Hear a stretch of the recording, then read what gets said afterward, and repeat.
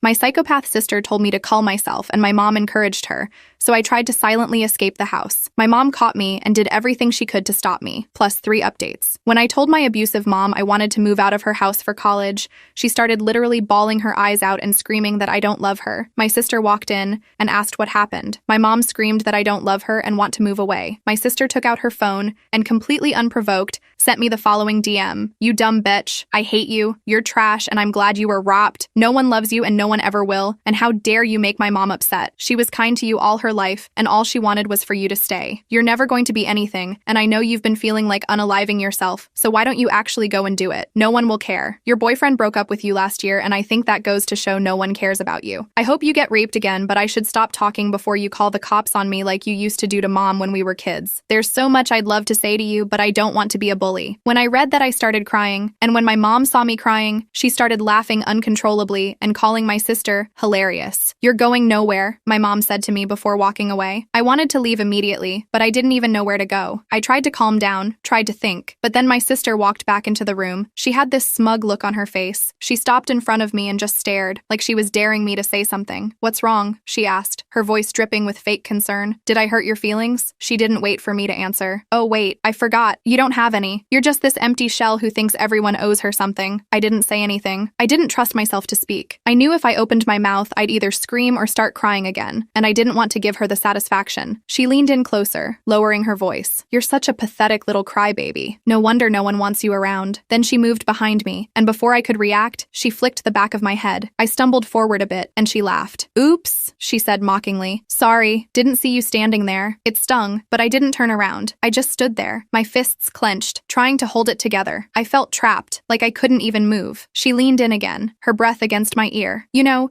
you really should do everyone a favor and just disappear. You'd be doing us all a huge favor." I closed my eyes, wishing I could just disappear into the floor, wishing I was anywhere but here. She pulled back and laughed again, a harsh, mean sound. "Yeah, that's what I thought. Go ahead, keep pretending you're all brave and tough, but we all know you're just a coward." She turned and walked away, leaving me standing there, still shaking. My head was throbbing where she'd flicked it, but it was nothing compared to the heaviness in my chest. I took a deep breath, trying to steady myself. I knew I had to get out of here, but I didn't know how. My mom was right. I was going nowhere. That night, I went back to my room and locked the door. I knew I had to get out of there. I couldn't stay in this house anymore. It was like being trapped in a nightmare I couldn't wake up from. I sat on the edge of my bed, staring at the blank wall in front of me, trying to figure out what to do next. I knew I couldn't just walk out the front door. My mom and sister would stop me. I needed a plan, something solid. First, I grabbed my phone and opened the messages from my sister. I took screenshots of everything. I didn't know if I'd need them, but I wanted proof, just in case. It felt weird, like I was building a case against my own family, but they'd left me no choice. I saved the screenshots in a hidden folder, then backed them up to my email. After that, I started going through the other messages. My sister had sent me a lot of awful stuff over the years, and I saved those too. Every insult, every threat. It was a lot. I tried not to read them too closely because I knew it would just make me cry again, and I needed to stay focused. Next, I made a list of things I needed to take with me. Clothes, my laptop, a few books, some cash I'd been saving up from my part-time job. I had about $300 stashed away. Not much, but hopefully enough to get me started somewhere else. I started packing a small bag, keeping it quiet so no one would hear. I rolled up some clothes and stuffed them in, along with my laptop and charger. I shoved the cash deep in my backpack, under everything else. My heart was pounding the whole time like I was doing something wrong, but I kept telling myself I had to do this. I couldn't stay here and keep pretending everything was okay. As I was zipping up the bag, I heard footsteps coming down the hallway. I froze, my heart in my throat. The doorknob rattled and I realized I'd forgotten to unlock it. "Open the door," my mom's voice came through, sharp and annoyed. I hesitated for a second,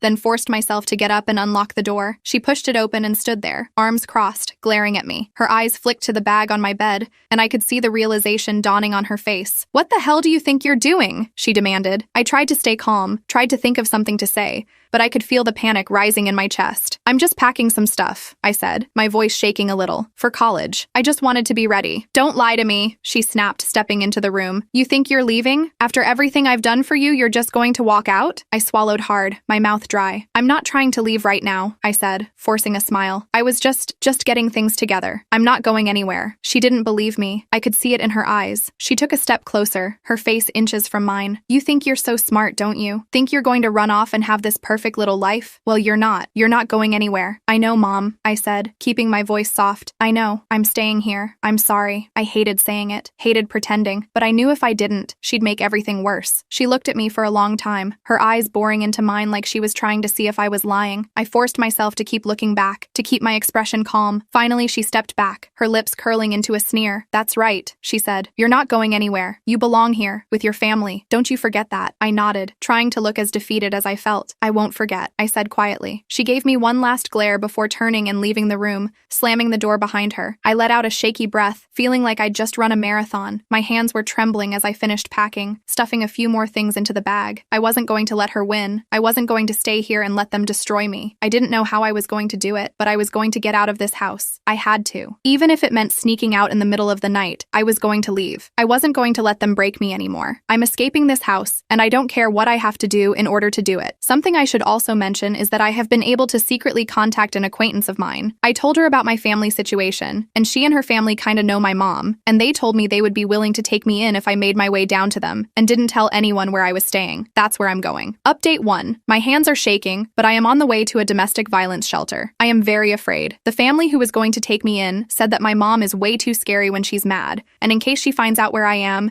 they are afraid she is going to do something crazy to them, and they don't want to take that risk. I'm very upset with them about this. She didn't even have to know I was there. How could she have found out? They live miles and miles away. Right now, I look like a mess, and it's because it all happened fast. The night I left, my mom saw me walking out the door. A vase was thrown at me by her, and nasty things were said. My life was threatened by her. I didn't even have time to shower or anything. I look and smell awful. Update 2. I am at the ER getting my medicine. The domestic violence shelter is paying for it. I'm afraid of getting judged because I actually rolled out of bed and look awful, but I had to escape. The shelter itself is pretty nice. It's so nice not being yelled at or literally fearing for your life when you go to sleep. The only downside of it is that it gives me 30 days before I have to leave it. Luckily, I have a job interview lined up. I don't know the best way to go about it, but I think I'll be honest and tell them I really need the job because I'm in a shelter. It's at a cinema, so that would be so nice. My friend and her parents changed their mind too and said I could stay there if I don't have anywhere else to go after the 30 days. I just have to buy my ticket. Update 3. Wow, so it's been nearly 3 years since I posted. Desperate for help. For some reason, these posts just popped into my head after all this time, and rereading them, I just want to hug my former self because I had forgotten how bad things were. I also want to hug all of you for helping me. I wrote down the advice you gave me, and I used it. I really did. So here goes the last update to this saga, and it's a happy one. The shelter that I stayed in was very nice and brand new. The staff told me how cramped the other one was,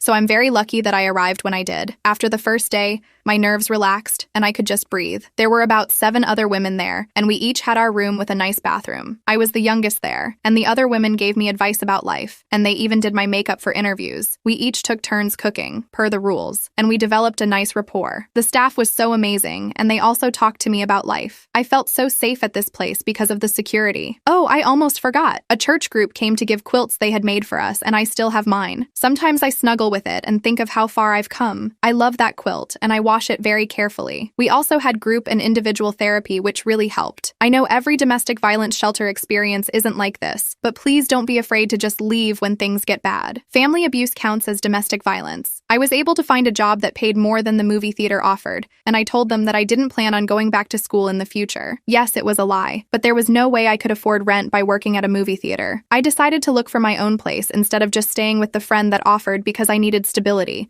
and if things got bad, I didn't really have a support net and would have to start over. I had no reason to think things would go bad, but after leaving such a bad situation, I guess nothing felt secure for me. I rented a room and my roommate was never home because he was a truck driver. I didn't feel very comfortable staying with an older man I didn't know, but I had very few options. He was very nice, and because our schedules never aligned, we left each other goodbye notes since we couldn't do it in person. I still have his note. I did go back to school the next semester when my medical leave was over, but not at my original school. I felt like I needed a fresh start, and my family knew about the old school anyway, so I applied to different schools. I got into a great school. I told my story of everything I had survived in the essay. When my sister told me that I wasn't going to be anything, she was wrong, and I think she knew she was wrong in her assessment of me. I graduated this year, and I have stability that I've never known before. Although I'm a few years older than I wanted to be when I graduated, I realized that sort of thing doesn't even matter, and the medical leave was beneficial. I just got engaged to a lovely man with a lovely family. They always tell me they're my family, and I'm so close with my future mother-in-law. I had had food poisoning for the first time a few days ago, and my fiance left the house at 2 a.m. to get Pedialyte just to make sure I was hydrated. And when I felt like I was never leaving the bathroom, he told me he was going to make lentil soup for me. I didn't have to ask or even say anything. When I was kid and vomiting, my mom told me to go back to sleep. It feels nice to be treated this way, and sometimes I catch myself saying, "You don't have to," when he tries to do something nice to me. Anyway, he has 6 siblings, and they're like the siblings I never had. I learned to value myself and put myself first. I wasn't loved, and so I do things for myself that I didn't get. No one made me feel special, so I do it myself. I make it a point to buy flowers for myself weekly. A therapist recommended this to me, and it makes a difference. No one cared that I was sick, so I make sure that I rest and relax without disruptions when I'm sick. No one valued my personal time or space, so I have days where I don't even answer my phone and just spend time with myself. Things like that. When I made that last update, I was crying, and I really didn't think I was going to be okay. I was at a shelter with a 30-day stay, and I thought there was no way anything beneficial could happen in 30 days. I was very depressed and hopeless, and I had no idea things would have gone in such a positive direction.